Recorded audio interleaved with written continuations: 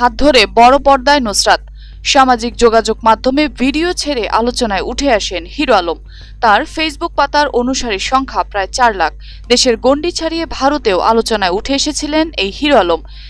একাদশ জাতীয় সংসদ নির্বাচনে ইসিকে হাইকোর্ট দেখিয়ে সিংহ প্রতীকে লড়েছেন হিরো আলম। বগুড়া 4 কাহালু নন্দীগ্রাম আসনে স্বতন্ত্র প্রার্থী হিসেবে প্রতিদ্বন্দ্বিতা করেন তিনি। যদিও নির্বাচনে মধ্যভাগে কারচুপির অভিযোগ এনে ভোট বর্জন করেন তিনি।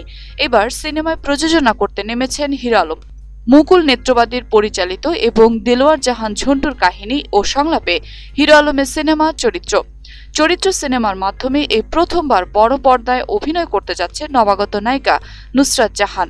নবাগত নায়িকা নুসরাত জাহান এবং হিরো আলমের ইতিমধ্যে গানের মিউজিক ভিডিও প্রকাশ হওয়ায় বেশ আলোড়ন সৃষ্টি হয়েছে।